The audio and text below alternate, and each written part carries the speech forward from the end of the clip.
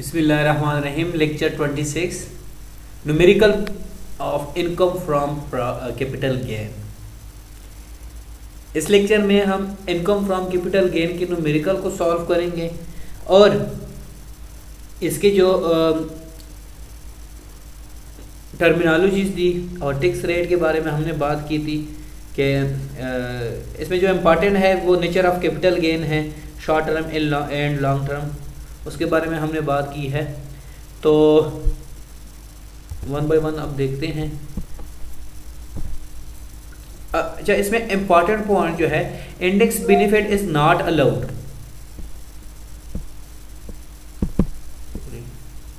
Index benefit is not allowed in case of bond. Index benefit is not allowed in case of bonds debenture except. अच्छा, जो index benefit होता है वो किस case में allow नहीं होता? बॉन्ड्स और डिबेंचर के अलावा। हमारे पास कैपिटल इंडेक्सेशन बॉन्ड जो है, अच्छा, sovereign gold bond of long term nature की, जो हमारे पास लॉन्ग टर्म नेचर के जो होते हैं उस पे जो है हमारे पास इंडेक्स बेनिफिट उन पे अलाउ नहीं होता। और ये क्वेश्चन में हमारे पास गिवन होगा इसी तरह के, तो उस पे जो हमारे पास डिडक्शन होंगे वो allow benefits allow index benefit allow नहीं होंगे, मतलब वो हम डिडक्ट नहीं करेंगे। जो सेकेंड इम्पॉर्टेंट है security transaction tax STT paid on sale not treated as transfer expense. ये वो एक्सपेंस है जो कि हमारे एक्सपेंस कंसिडर ट्रीट नहीं होंगे। लेट सपोज जो हमारे सिक्योरिटी ट्रांजैक्शन टैक्स है, हमने जो है 1000 शेयर्स जो है वो सेल किए हैं, तो उसकी प्राइस हमारे पास आ गई 100,000। तो उस पर जो STT है सिक्योरिटी ट्रांजैक्शन टैक्स, वो 500 जो है वो हमने टैक्स दिया है। तो टोटल हमारे पास 95,000 होता है। लेकिन यहाँ पे समझाने की बात है, तो हम 95,000 लिख रहे हैं, लेकिन ये एक्सपेंस जो है 500 का, ये क्या होगा, हमारा डिडक्ट नहीं होगा। ठीक है, तो हम हमारा जो कंसिडर होगा, कंसिडर वैल्यू वो 100,000 होगी, तो ये एक्सपेंस कंसिडर नहीं होगा। इसी तरह जब हम परचेज करते हैं, ठीक है, तो इसमें तो हम 5,000 जो टैक्स देते हैं, ठीक है, परचेज में, तो वो हम उसमें ऐड करते हैं 1,05,500 रुपया। ठीक है, तो इसमें भी वैल्यू जो है हम हाईएस्ट वैल्यू को और लोवेस्ट वैल्यू कंसिडर नहीं होंगे। दोनों कंडीशन में कोई भी एक्सपेंस जो है वो अलाउ नहीं है। सिक्योरिटी ट्रांजैक्शन टैक्स में जो सिक्योरिटी ट्रांजैक्शन टैक्स है वो अलग से उसकी ट्रीटमेंट होती है। इस वजह से अगर सिक्योरिटी ट्रांजैक्शन टैक्स का आ जाए तो वो आपने इसमें एक्सपेंस को डिडक्ट ऐड नहीं करना और इसकी कोई ट्रीटमेंट नहीं करनी है। अगर लेट सपोज यहाँ पे 100,000 है और सिक्योरिटी ट्रांजैक्शन टैक्स जो है वो भी आपको कुछ अमाउंट से गिवन है, तो उस अमाउंट को आपने ट्रीट नहीं करना है। अब अगर हम कंप्यूटेशन की बात करते हैं, ठीक है, short term and long term की, तो सबसे पहले इंडेक्सेशन की बात करते हैं। फुल वैल्यू ऑफ कंसिडरेशन हमारे पास गिवन है, ठीक है, इसकी हमने डिटेल से बात की है। अब कॉस्ट ऑफ एक्विजिशन जो है 1500,000 इन 2006 एंड 7, कॉस्ट ऑफ इम्प्रूवमेंट जो है 200,000 इन 2008 एंड 9। ये जो डेट है ये बहुत इंपॉर्टेंट होते हैं यहाँ पे इसमें न्यूमेरिकल्स में। और ये न्यूमेरिकल के ये इंडेक्सेशन जो है ये पिछले लेक्चर में हम कर चुके हैं, इस वजह से मैं जल्दी बता रहा हूँ। अज्यूम एसेट सोल्ड ऑन, जो उसकी कब सोल्ड किया, 30 मई 2016। अब इंडेक्स नंबर जो होते हैं, ये इंडेक्स नंबर जो है 2006-7 का, ये गिवन है 2006-7 का, तो ये तो कंसिडर होगा। अब 2008 एंड 9 को देखें, यहाँ पे कॉस्ट ऑफ इम्प्रूवमेंट, जब हम index cost of improvement find करेंगे तब इसको कंसिडर करेंगे। अब यहाँ पे 2016 एंड 17 264 है कॉस्ट ऑफ 16-17 में क्या हुआ है, यहाँ पे सेल हुआ है, तो ये तो भी दोनों ही जगह पे कंसिडर होगा। अच्छा, इंडेक्स नंबर जब कॉस्ट ऑफ एक्विजिशन की बात होगी तो ये लेंगे, ठीक है। कॉस्ट ऑफ इम्प्रूवमेंट की बात होगी तो ये नंबर लेंगे। Find cost of acquisition and cost of improvement. अब इंडेक्स कॉस्ट ऑफ एक्विजिशन जो है इसमें हमने let's suppose cost of acquisition की वैल्यू ली है, लेट्स यहाँ पे 1500,000 और 264 इसकी वैल्यू जिस दिन सेल हुआ है इसकी जो वैल्यू है 264 इंडेक्स नंबर ये है। इसको डिवाइड करते हैं इंडेक्स नंबर 2006 एंड 7 की कॉस्ट ऑफ एक्विजिशन की टेक्स, तो उसमें हमारे पास वैल्यू आ जाती है ये 32,45,901 रुपये। इंडेक्स कॉस्ट ऑफ इम्प्रूवमेंट जो है वो भी इसी तरह हमने कैलकुलेट किया है, लेकिन यहाँ पे जो है हमने 2008 कॉस्ट ऑफ इम्प्रूवमेंट के इंडेक्स नंबर लेना है। जब हम कॉस्ट ऑफ इम्प्रूवमेंट को फाइंड करेंगे इंडेक्स कॉस्ट ऑफ, तो कॉस्ट ऑफ इम्प्रूवमेंट का इंडेक्स नंबर लेंगे, और जब कॉस्ट ऑफ एक्विजिशन को फाइंड करेंगे तो कॉस्ट ऑफ एक्विजिशन का इंडेक्स नंबर हम यहाँ पे लेंगे। तो ये हमारे पास वैल्यू आ गई है। तो अब इसमें से अगर हम लॉन्ग टर्म कैपिटल गेन को फाइंड कर रहे हैं तो यहाँ तक तो हमारे पास वैल्यू सामने आ गई है कि फुल वैल्यू ऑफ कंसिडरेशन है हमारे पास गिवन है। उसमें से इंडेक्स कॉस्ट ऑफ एक्विजिशन और index cost of improvement in दोनों को लिस्ट करेंगे, और इसके अलावा कोई एक्सपेंसेस गिवन नहीं है क्वेश्चन में। जब कोई क्वेश्चन गिवन नहीं है तो हमारे पास यही जो है फुल वैल्यू कंसिडरेशन, ये नेट कंसिडरेशन भी यहाँ पे हम इसको कंसिडर करेंगे। तो ये जो हमारे अमाउंट हमारे पास आ जाती है ये माइनस में आ जाती है। इसका मतलब है लॉन्ग टर्म कैपिटल गेन में क्या है, लॉस हो रहा है। ये जो अमाउंट है ये इसमें लास्ट, ये नहीं कि इसमें से प्रॉफिट होगा, लॉस भी हो सकता है, ठीक है। अब calculating long term and short term capital gain. Short term capital gain, the gain from transfer of a short term capital asset, the gain on a depreciable asset is always taxed on short term capital gain. जो हमारे पास depreciable asset है, ठीक है, जिसको हमने discuss किया था, वो हमेशा शॉर्ट टर्म कैपिटल गेन हो क्या होंगे, टैक्स होंगे। For instant if mister A bought gold for rupees 2.5 lakh in 2015 and sold it for 2.7 lakh in 2000, his capital gain will be, simple है। फुल वैल्यू ऑफ कंसिडरेशन है क्या है 2.75 लाख। एक्सपेंडिचर इनके है कितने हैं 5000। कॉस्ट ऑफ एक्विजिशन क्या है 2.5। कॉस्ट ऑफ इम्प्रूवमेंट जो है ये नहीं गिवन, मतलब जब नहीं है तो आपने इसको जीरो कंसिडर करना है, और टैक्स एग्जेम्पशन जो है वो भी यहाँ पे गिवन नहीं है। अगर टैक्स एग्जेम्पशन आपको गिवन होंगे तो फिर आप यहाँ पे इसको कंसिडर करना है, ठीक है। तो सिंपल इसमें से 2.75 में से 2.5 लाख को सब्ट्रैक्ट करेंगे, माइनस करेंगे तो हमारे पास 20,000 शॉर्ट टर्म कैपिटल गेन आ जाएगा, ठीक है। सिंपल है ये भी, बहुत ही सिंपल है। अब ये जो क्वेश्चन है इसको समझना ज़रूरी है। अब द हाउस प्रॉपर्टी ऑफ नबीनव is compulsory acquired by the government for 20,000। जो वैल्यू है गिवन डेटा है इसको मैं हाईलाइट कर रहा हूँ। Y notification issued on 5 March 2018, date आपको गिवन है, इसने जो एक्वायर किया है। Abhinav has purchase the house in 2007-8 for 800,000। 800,000 पे जो है उसने क्या क्या है परचेज किया है हाउस को 2007 एंड 8 में। अच्छा, the compensation is received on 15 April 2018। Compensation receive हुई है। The compensation is further enhanced by an order of the court of 15 2018। इसको आगे इन्हेंस कर दी है 2018 में। And a sum of rupees 200,000 is received. Compensation जो रिसीव हुई है वो कब हुई है 25 मई 2019 में रिसीव हुई है। और हमने बात भी की थी कि यहाँ पे अक्रूवल बेस है income from capital gain. Abhinav wants to claim full exemption of the capital gain. वो इसको कैपिटल गेन में से जो है इसको फुल एग्जेम्प्ट करना चाहता है। अभिनव है in this regard compute the capital gain and determine the year in which it is taxable. एक तो दो चीजें हैं, कैपिटल गेन को जो है कैलकुलेट करना है,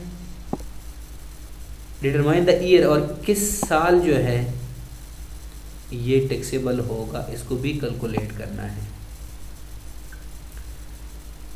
अब सबसे पहले जो है सॉल्यूशन में देखें इसको जरा गौर से। Mister Abhinav's house property is compulsory acquired by the government on 5 March 2018।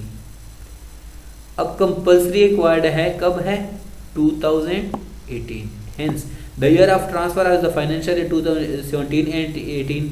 तो ये जो 2017 और 18 ईयर ये बन रहे हैं. However, specified in section 45. ये सेक्शन जो है इसमें स्पेसिफाइड है. The capital gain arising due to such acquisition shall be taxable as capital gain in the previous year in. अब ये जो इम्पॉर्टेंट है, the capital gain arising due to such acquisition, ऐसी एक्विजिशन से जो हमारे पास कैपिटल गेन अराइज होती है is the capital in the previous year in which the compensation or profit therefore is first received. कि जिस ईयर में हमारे पास कंपेंसेशन रिसीव्ड हुई है तो उस साल को हम क्या करेंगे, कंसिडर करेंगे. Thus the liability for capital gain shall arise in previous year 2018-19. अब ये तो है जिस ईयर में हमारे कंपेंसेशन रिसीव हो, तो पहले जो इसका आंसर हमारे पास ये मिल गया कि कौन से ईयर में हम इसको टैक्सेबल करेंगे, 2018 और 19 में. असेसमेंट ईयर जो बन रहा है 2018 और 20 बन रहा है जो फाइनेंशियल ईयर है, क्योंकि हमने इसमें जो है नॉर्मल ईयर स्पेशल ईयर की बात की है कि उससे अगले साल जो हमारे पास मई या जून का महीना आ रहा है तो उसका उस साल का टैक्स ईयर कहलाएगा. Computation of long-term capital gain for the assessment year 2019 and 20. अब जो फुल वैल्यू ऑफ कंसिडरेशन है जो कि गिवन है यहाँ पे, ये वाली 100,000 अमाउंट, इसमें से हम इंडेक्स कॉस्ट ऑफ एक्विजिशन को less index cost of acquisition, तो सबसे पहले हमने ये सीख चुके हैं कि इंडेक्स कॉस्ट ऑफ एक्विजिशन कैसे फाइंड करते हैं. 800,000 जो है कॉस्ट ऑफ एक्विजिशन है, क्योंकि ये गिवन है हमारे पास 800,000, इसको मल्टीप्लाई करते हैं. ठीक है. अच्छा, यहाँ पे जो है ये गिवन नहीं है क्वेश्चन में ऊपर, लेकिन ये आपको गिवन होंगे. ठीक है. ये जो नंबर है इंडेक्स नंबर ये आपको गिवन होंगे. ऊपर क्वेश्चन में गिवन नहीं है, लेकिन ये हमेशा गिवन होते हैं. यहाँ पे अजम्पशन बेस लिए हैं. ठीक है. लेकिन ये जो है आपको गिवन होंगे, जिस साल गिवन होंगे उस आपने वहाँ से कैलकुलेट करना है. अब फुल वैल्यू ऑफ कंसिडरेशन में से इसको लेस करते हैं तो हमारे पास लॉन्ग टर्म कैपिटल गेन जो है हमारे पास ये वैल्यू आ जाती है. टैक्सेबल कैपिटल गेन की अमाउंट इतनी आ जाती है. अच्छा, ट्रीटमेंट ऑफ एनहेंस्ड कंपेंसेशन, इसको कैसे करते हैं. Long term capital gain due to enhanced compensation equal to ₹200,000 which will be chargeable to tax in the year in which it is receive. जिस ईयर में हमें रिसीव हो उस ईयर में हम इसको चार्जेबल टू टैक्स करेंगे. मतलब प्रीवियस ईयर 2019-20. अब अगर हम 1920 में हमने सेल किया गया अगर उसको जो है हमें रिसीव हो रहा है 2020 या 21 में, तो हम इस ईयर में इसको चार्जेबल टू टैक्स करेंगे. मतलब जिस ईयर में हमें रिसीव हुआ हो उस ईयर को हम टैक्सेबल कंसिडर करेंगे. अभी हमें एक और क्वेश्चन है. Mister x purchased N urban land. हमने जो है लैंड की बात की है 25 अप्रैल 2006 फॉर ₹600,000. 600,000 पे उसने जो है अर्बन लैंड में क्या किया है, परचेज किया किसी लैंड को. His property was acquired in land acquisition proceeding on 15 July 2012. 6 year की बन रही हैं. And award of ₹1500,000 was determined and the same was paid on 18 जुलाई 2012. अच्छा, मतलब 3 दिन बाद. The CC filed an appeal against the award so determined. उसने appeal किया कि उसको डिटरमाइन करे अवार्ड को. The land acquisition code by order dated 1 May 2013. ये डेट जो है मेंशन है. Enhance the compensation amount by ₹10,000. जो अमाउंट है ये यहाँ पे बहुत इंपॉर्टेंट है. Which was not paid to the CC on account of the contest by the state through an appeal. The High Court by interim order allowed the CC to withdraw 50%. उसको कितना allow किया गया, 50%। तो of the enhance compensation, enhance compensation जो ऊपर उसको given है ₹10 और उसमें 50% उसको मतलब 5 लाख अलाउ कर दिया है 15 जुलाई 2018 को। And SEC receive the amount relevant financial year, उसी ईयर में उसको क्या है receive the code bye final dated 1/10/2018 held the enhancement of compensation is valid and SEC received the balance award 7 December 2000 discuss the taxability of the said compensation। अच्छा, इसमें taxability को find करना है। solution, the original compensation will be taxable in the year of receipt। पहली बात तो है कि जिस ईयर में उसको रिसीव हुआ है, ठीक है, वो टैक्सेबल होगा उस ईयर में। However, the amount of compensation received in pursuance of an interim order of the court, अब ये जो authority shall be deemed to be income chargeable under the head capital gain in the previous year in which the final order of such court। अब ये होगा जो authority है, authority is made hence the relevant computation will be is under, जो इसकी computation होगी, हम यहाँ पे जो हमारा मकसद है यहाँ पे लॉन्ग टर्म कैपिटल गेन को कैसे कैलकुलेट करना है, तो एनहेंस्ड कंपेंसेशन कैसे करनी है और ओरिजिनल कैसे करनी है। अब फुल वैल्यू ऑफ कंसिडरेशन है 1500,000 जो कि हमारे पास यहाँ पे गिवन है रिवाइजर रिवार्ड, तो उसमें से less index cost of acquisition को हम फाइंड करेंगे। ये मैं बार बार बता रहा हूँ, ये आपको गिवन होंगे। अच्छा, ये 600,000 जो है ऊपर जो एक्विजिशन है उसको इसकी index cost of acquisition find की है, तो सिंपल इसमें से माइनस करें long term capital gain taxable in year 2013 and 14। अब 2013 एंड 14 में जो है हमारे पास ये अमाउंट आ जाती है। अच्छा, यहाँ पे जो इम्पॉर्टेंट है, जब हमारे पास रिसीव हुआ है वैल्यू ऑफ कंसिडरेशन हमारे पास है 10,100,000। इंडेक्स कॉस्ट ऑफ एक्विजिशन यहाँ पे नील इस वजह से है क्योंकि यहाँ पे एक दफ़ा इसको ट्रीट कर दिया गया है।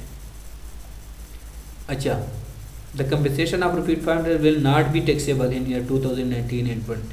यहाँ पे बताया गया है 2019 एंड 20 में जो है 5,000 इसका 50% जो है वो ट्रीट नहीं किया जाएगा कंपेंसेशन में, but will be taxable when final award is received. अब जो 2020 और 21 में जो फाइनल अवार्ड उसको रिसीव होगा, ठीक है, अगले साल, तब उसको कंसिडर करेंगे क्योंकि ये अक्रूवल बेस है, ठीक है, और हमें जिस साल में हमें रिसीव होगा तो उसी साल हम इसको ट्रीट करेंगे। ओके।